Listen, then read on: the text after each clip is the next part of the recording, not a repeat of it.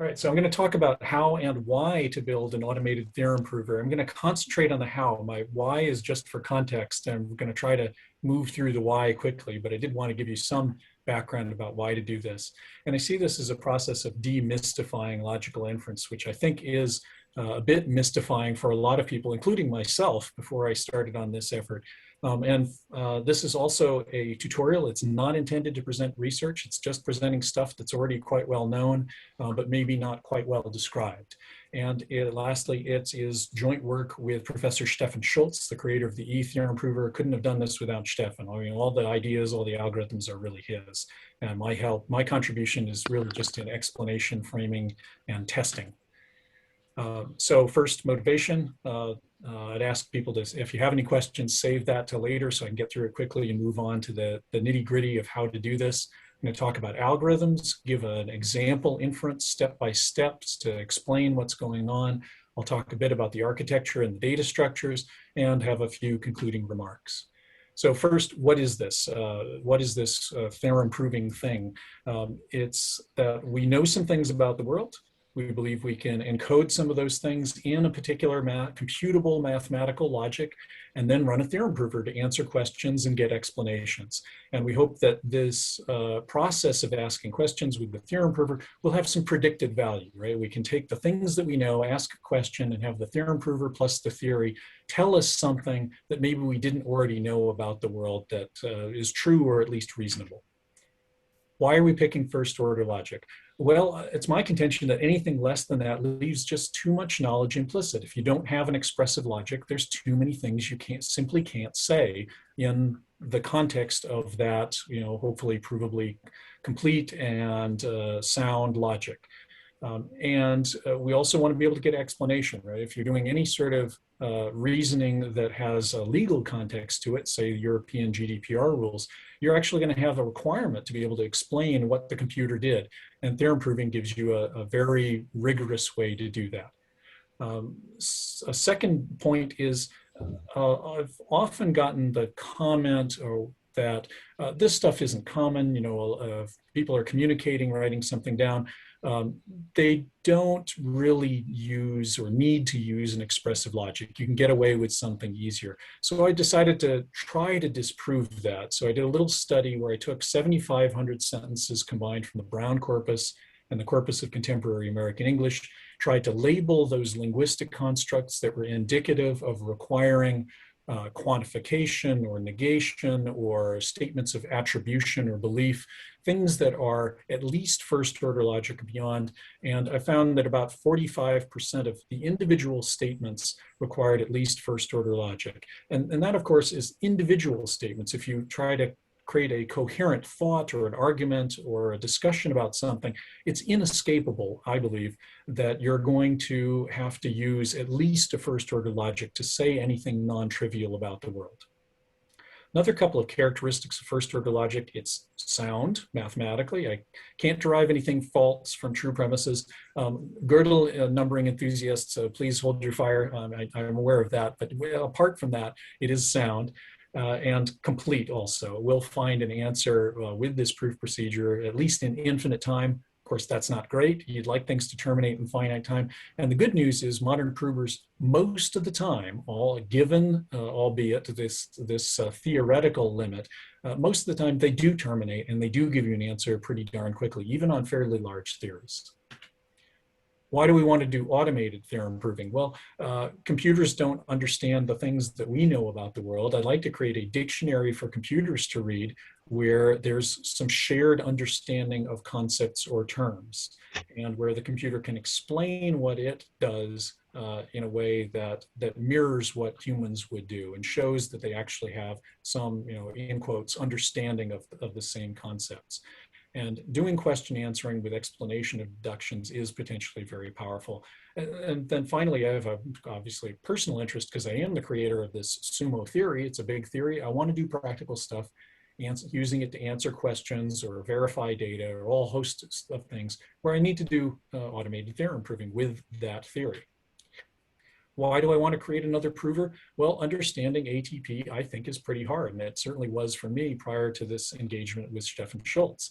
The barrier to entry is a lot high. There is high. There are a lot of papers and textbooks on ATP, and they generally have a lot of math and proofs about why some procedure or algorithm or another is correct or consistent or complete, but not a lot about how do I actually go to implement this darn thing? How do I set up some reasonable and efficient data structures, and what's my architecture going to look like? So that was what we really set out to do.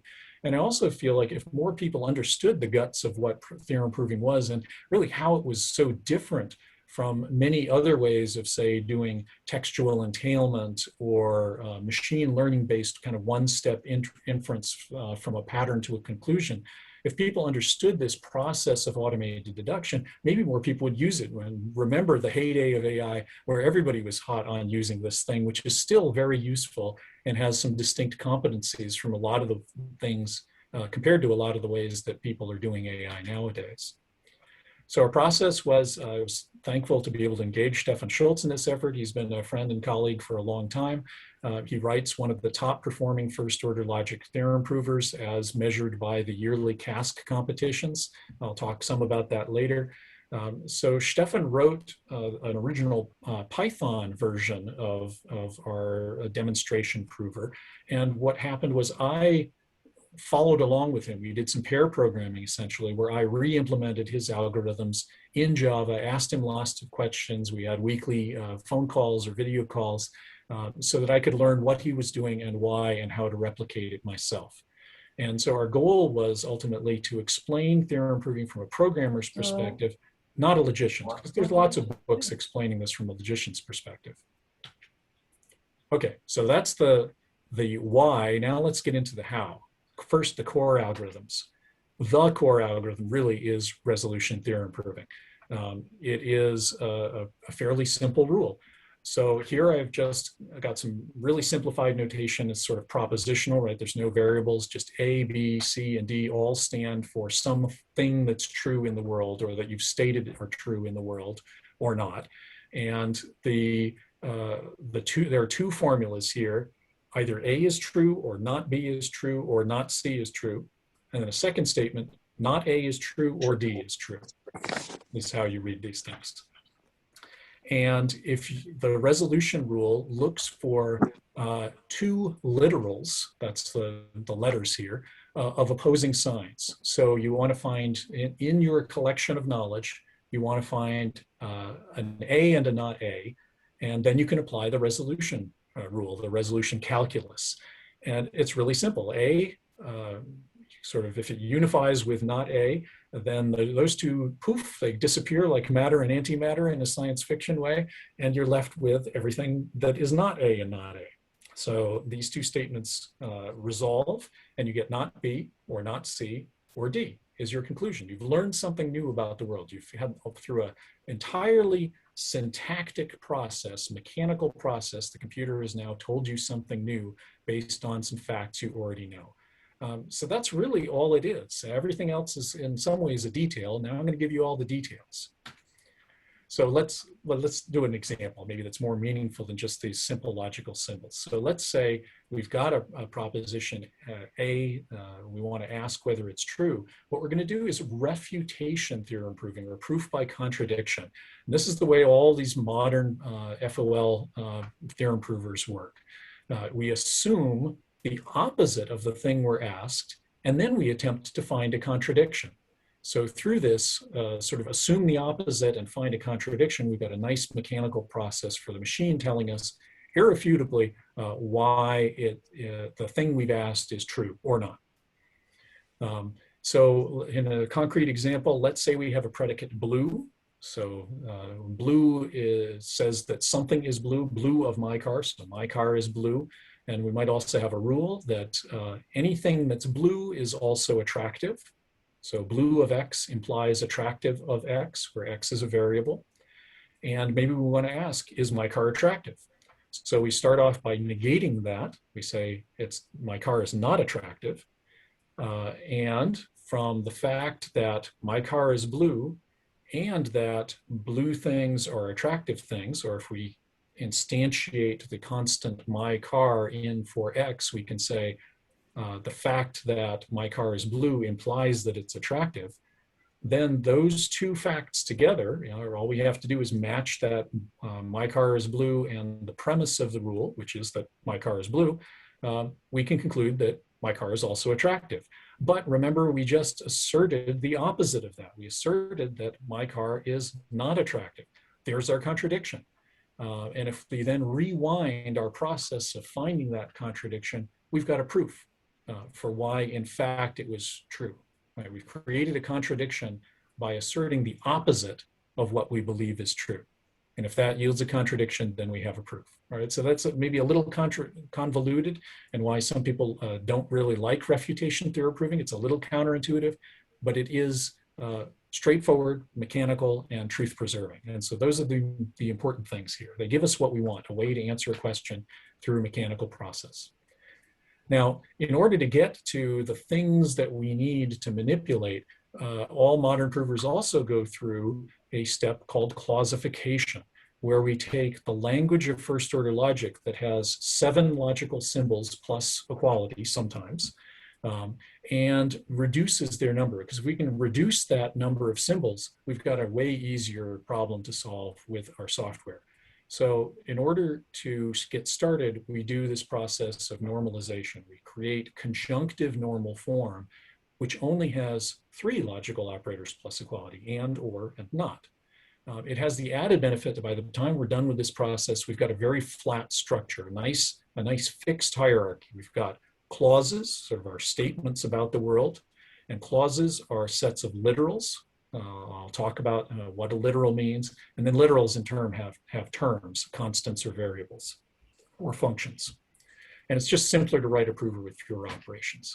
So, all right, so let me give you a concrete example of inference now, and then we'll go into how actually to do it mechanically as we go along, including clausification. So let's say we have this cartoon of 3 animals. We have an ostrich, ostrich 1, elephant 1, and ostrich 2. Elephant 1 is to the left of ostrich 2, the 2 symbols on the right, and ostrich 1 is to the left of elephant 1. And what we want to ask is this very trivial statement, but good for this example, that is it the case that ostrich 1 is to the left of ostrich 2? That's the thing that we want to conclude. We want to ask it and conclude it. And we have one rule that is just the axiom of transitivity for these orientation statements. If there's an orientation between X and Y, and the same orientation holds between Y and Z, then that relationship also holds between X and Z. Right? So the arrow is an implication statement in this particular syntax. Orientation is the predicate, and it's followed by, in this rule, three arguments. And in this rule, they're all variables. Right? The 2 things that are oriented to each other, and question mark are, the third argument is the orientation. And in this case, we're just using one kind of orientation, leftwardness. So first we do our normalization that I talked about. Well, we want to get rid of this implication sign and do another couple of things to make this rule simpler. And because our problem's so simple, the other facts are already as simple as they can be. We don't need to touch them. We're just going to worry about normalizing the rule. So the first kind of rule of inference or normalization that we apply is that A implies B is logically equivalent to not A or B. Right? So that is going to allow us to get rid of this implication sign. So the first argument to implication is a conjunction, the and of orientation X, Y, R, and Y, Z, R. And then there's the consequent of the rule. That's the second argument, or what could be considered B for this normalization rule. That's orientation X, Z, R. And as you can see with the arrow, what we've done now is translate that into, we've taken implies AB and turned it into not A or B. And we're using a prefix notation here. So or goes around at the beginning of its 2 arguments. Right now, if you're not already familiar with this rule of inference that A implies B equals not A or B, try it with a truth table, or I've got a couple other videos that walk through this, but hopefully folks have already seen this before. It's a very basic inference rule, and it is logically correct. Okay, next thing we need to do, according to the classical normalization algorithm, you can find this algorithm in Russell and Norvig's AI text, by the way, if you want to review it yourself. The next thing we do is move negation inwards, because our goal is to get a disjunction of possibly negated literals. That's the end target for conjunctive normal form normalization. So here the arrow shows that we are moving this negation that's just below the outermost or statement, and we're pushing it into the and. And when we do that push, we follow this this rule that you see in the lower right, that not A and B is the same as not A or not B. We're flipping the conjunction to a disjunction when we move the negation inward, is mechanically what happens.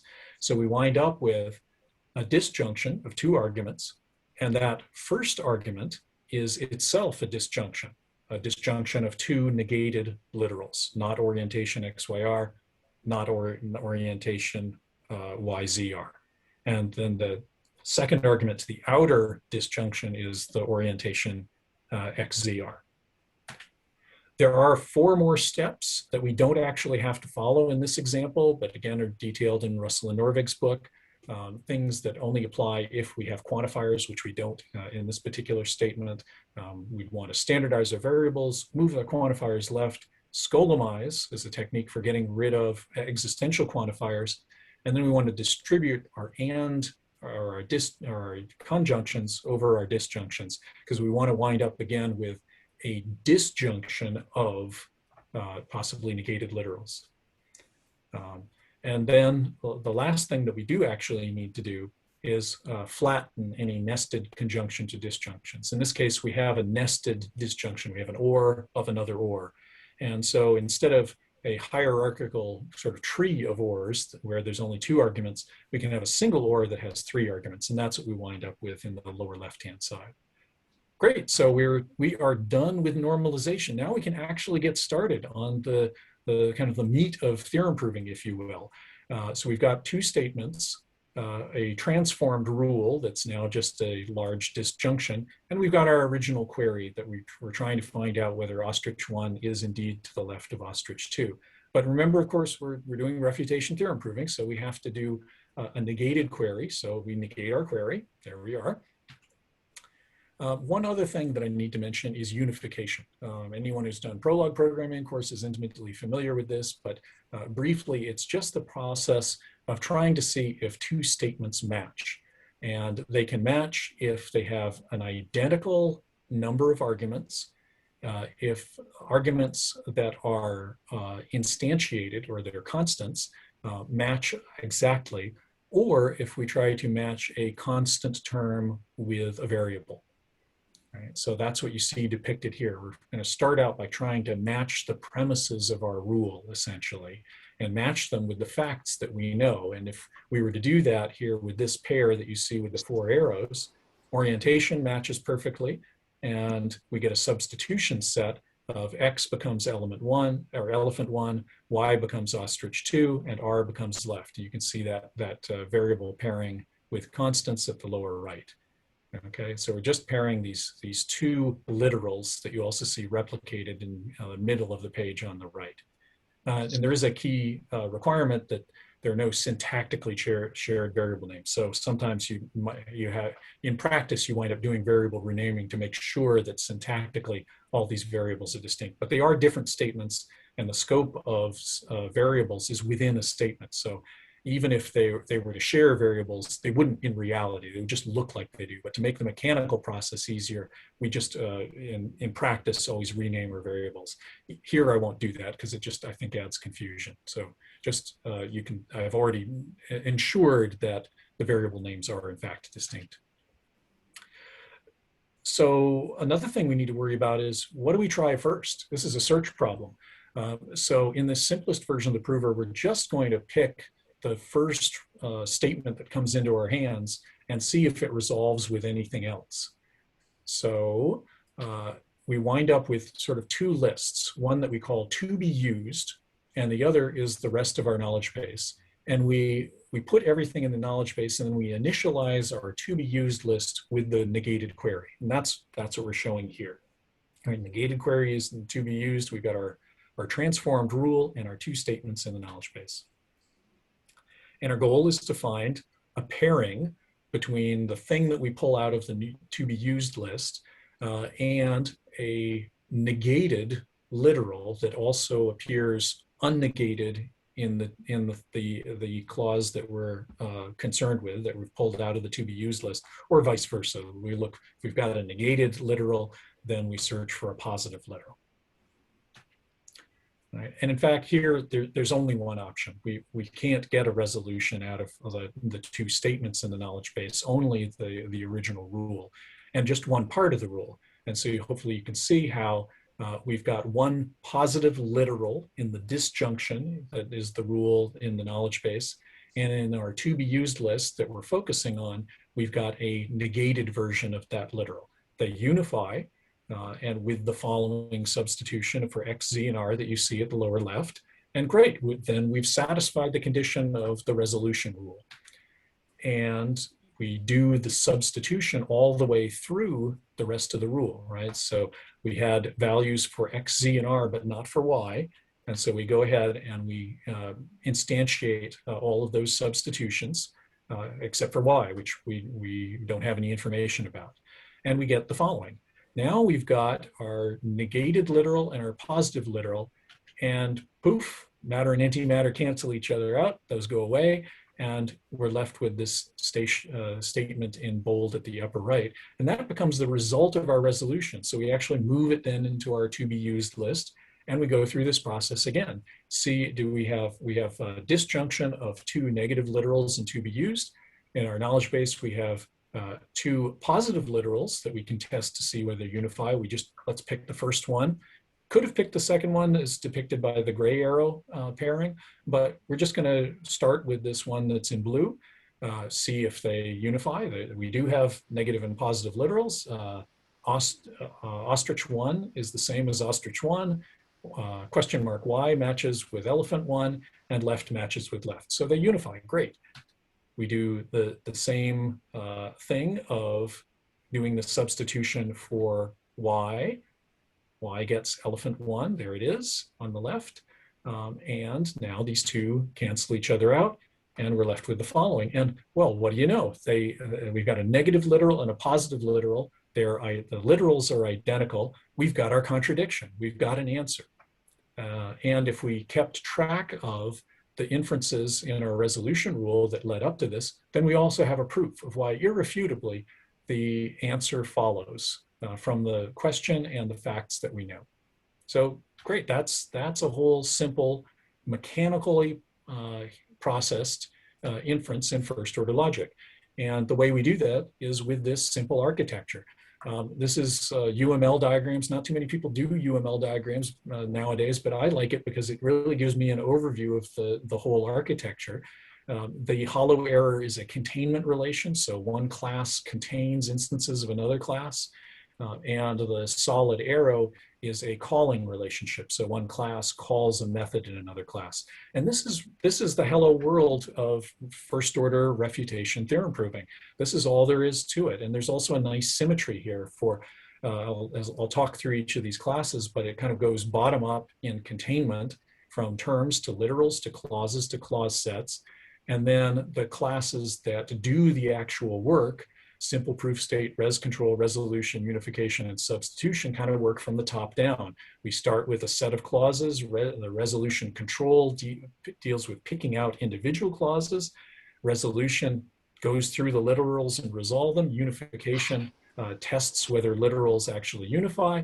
And substitutions finally do the term substitution. So there's this beautiful mirror effect around the middle of this architecture. Again, here, this is all thanks to Stefan having worked out the simplest possible approach over his decades of working in this field, and I've just sort of codified it or explained it a bit. So what are terms? Terms are constants, variables, or functions. They denote something in the real world. So A denotes something in the real world. A variable stands for kind of an empty place in which we can put something that's denoted in the real world. And functions are functional terms. So the government function of the United States denotes the government of the United States, right? They're not true or false. They just are what they are. They point to something in the real world. At the next level up, literals do have a truth value, and literals are composed of terms. So we can make the statement that Coco is a gorilla, or the government has 1 million people in it in the US, or that Mary doesn't like Bill. Literals have truth values, but terms denote something and don't have a truth value. So that's a key distinction for, especially for people starting out authoring stuff in logic, or at least in first order logic. Clauses, at least as we manipulate them in this prover, are disjunctions of possibly negated literals. So here is something that could have originally been an implication or a rule that if A likes B, then B likes A. And sets of clauses, they're implicitly a conjunction, the collection of all things that we know in our knowledge base. Prover 1 is really simple. This is our first version of our Hello World theorem prover, and it just initializes a proof state. It initializes our two lists, the to be used list and the knowledge-based list. It just puts the negated query in our to be used list and says that's the focus for now, and everything else has to be tested against it. Very simple. Before I go to the rest of these classes, I need to introduce one more very simple algorithm, all very mechanical, very syntactic, but a key part of the problem. And it's called factoring. And the mathematical expression that I'll be the one thing, mathematical, straight logic expression that I'll throw at you is this one at the upper left, where the line is sort of the derivation via a rule of inference, which is that if I have two literals that unify, that are of the same polarity, right? They're either both negative or they're both positive, that I can eliminate one of them. So if A and B unify, then I can eliminate one of them and apply the substitution from that unification, if there's a variable substitution that results throughout the statement. Sigma is the operation for performing a substitution. So a concrete example is if I have g of x or f of x or g of a, I can unify g of x, which has a variable, and g of a, which is a function on a constant. And I get the substitution list of x is replaced with a.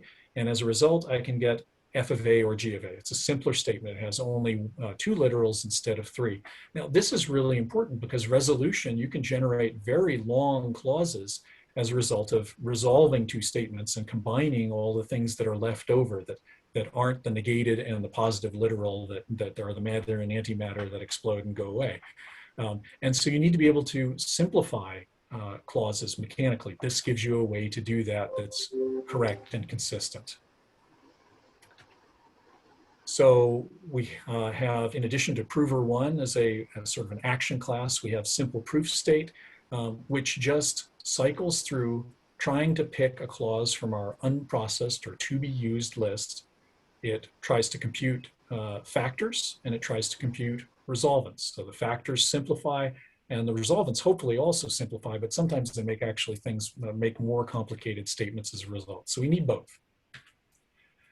Res control then looks at the given clause that's been supplied by simple proof state and checks pairs of literals to see if they either have, if they're suitable for factoring or suitable for resolving.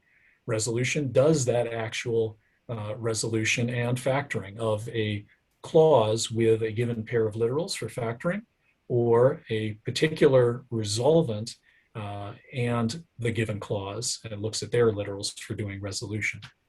Unification, I've already talked about, which is a necessary process for determining if literals actually can be resolved or factored. And then we have a class substitution, which actually performs the substitution of variables, either a constant for a variable or one variable for another variable. So that's it for the hello world. Now we're in the realm of what can we do that's more efficient than that? And there are three things that we can do that are very basic, very mechanical, easy individually to understand, but have a huge impact on how well this prover performs, while still being truth preserving and complete. So the first thing is we have choices at every step. We have choices about which clause do we choose to resolve or factor, which do we look at next. And when we're doing both resolution and factoring, we also have a choice about which literals to pay attention to. We can order them and pay attention to the best ones or the likely best ones that will get us to a simplification faster. And we can even do that at the level of terms. So these are all selection choices, and we've got heuristics for how to do that, while still, again, being complete. Right? We want heuristics that eventually will get the right answer, even if we guess wrong, but are more likely to give us a guess that gets us to a conclusion faster. We also have one other simplification that in a way is kind of like factoring. That's called subsumption, because we can generate with resolution things that we already know. We don't want to do that. We can also generate things that are subsumed by things we already know. And so we want to make sure that we don't keep those redundancies, because in our mechanical process, that just makes our search space bigger if we consider them. We'd like to get rid of them.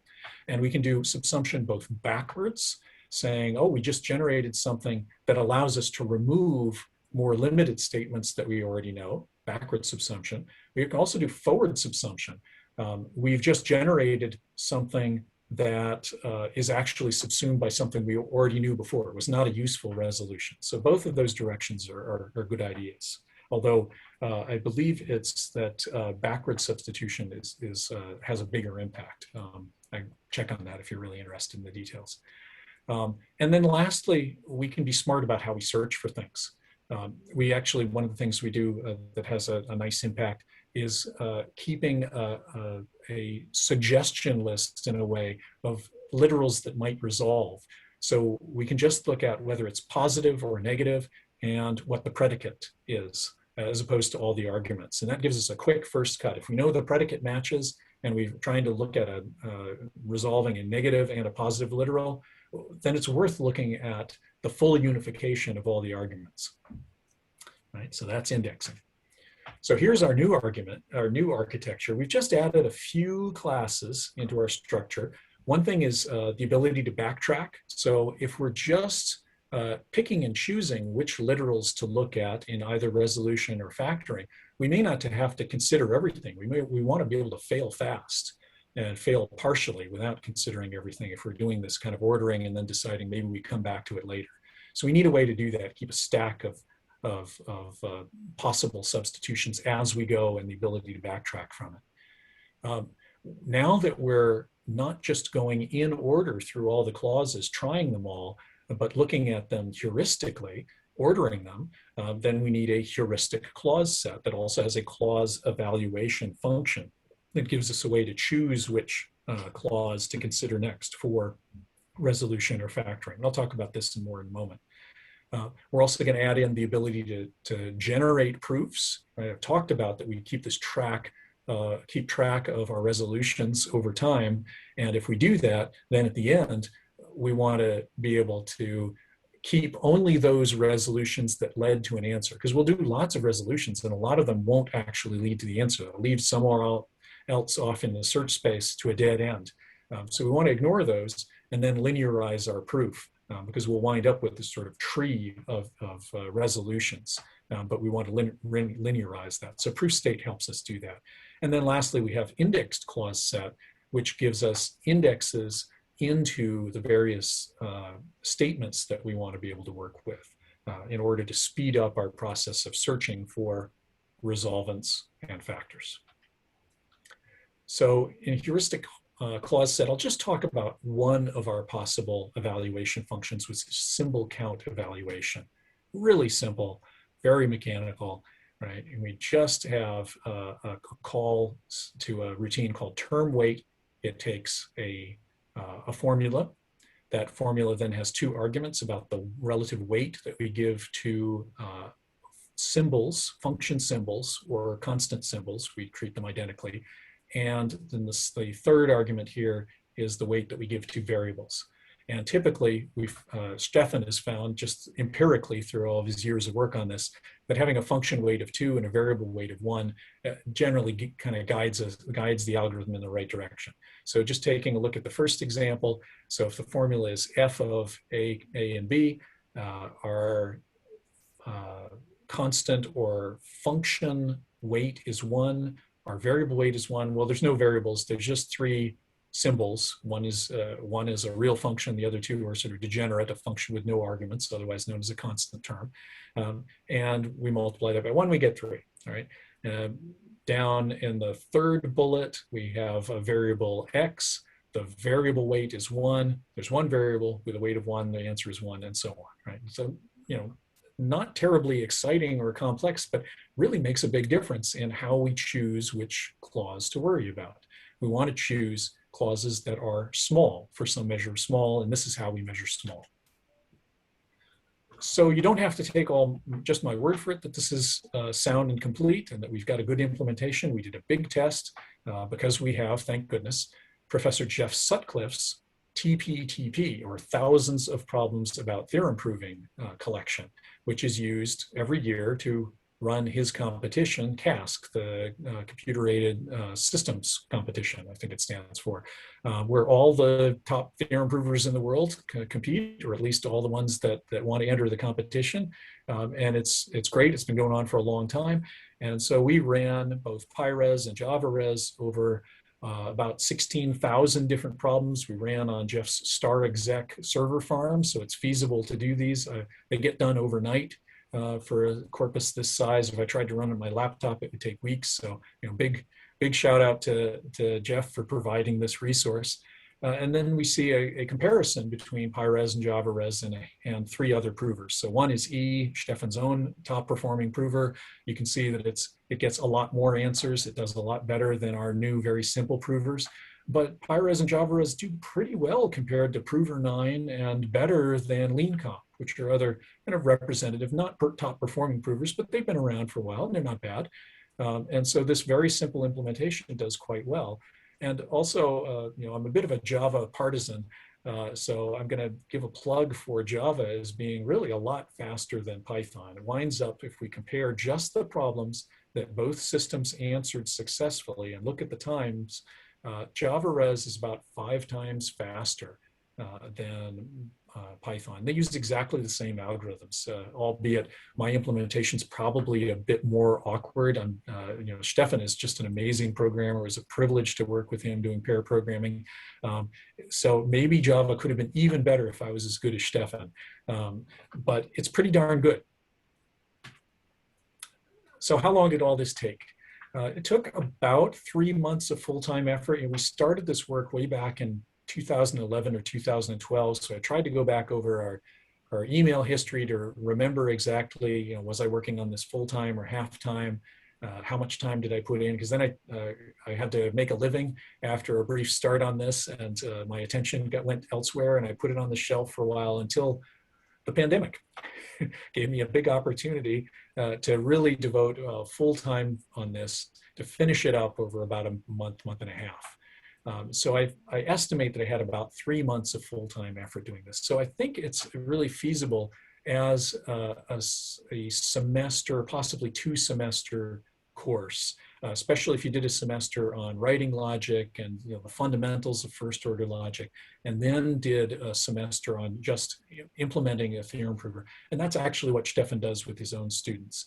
So he started to find that this really works. It's a great way to get people up to speed on how to write a theorem prover, how it works, and at least some percentage of his students will come out of the course with knowledge about how to do this themselves, and maybe some project ideas for a good thesis on doing proving in a new way, a different way, adding some enhancements or so forth. And I did exactly that myself, because now, great, I understand theorem proving, I've got a prover I wrote myself, what can I add on top of it? Hacking is fun, and so I added another version of how to do conjunctive normal form normalization, added the sign axiom selection algorithm that Christoph Hoder wrote to deal with large knowledge bases, did some work with visual proof generation. Of course, the upshot of this is now I've got a prover that's not quite so small and elegant as PyRes, but it does illustrate how to do some fun add-ons. So it's about a little more than double the size of PyRes. Of course, PyRes, although Python is a little slower, Python is arguably considerably less verbose than Java. So that's another impact that happened here that makes the Java version bigger. And if you look at just lines of effective code, that ratio also holds. If you take out all the comments and the fluff and the unit tests and so forth. Unit tests were another huge thing that I found that I had a number of points during this work where I didn't quite understand what Stefan had done. And so I needed some more explanations. We added some more unit tests to explain carefully some of the algorithms, especially things like indexing and the more complicated clause selection functions that we implemented. So another big end result of this is just lots of examples on how all these algorithms work.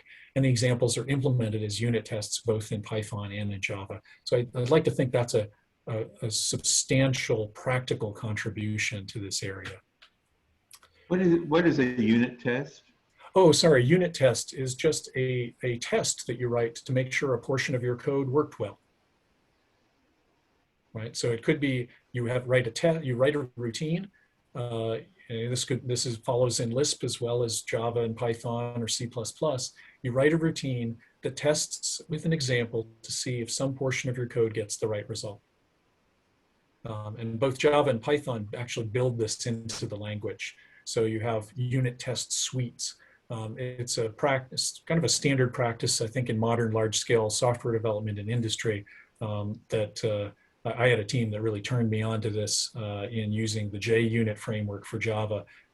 It's great. You make a modification, you rerun all your unit tests, you wind up getting a huge library of unit tests. And if you break something with an addition, the unit tests tell you immediately. You don't have to just figure it out or code it right the first time because errors are inevitable.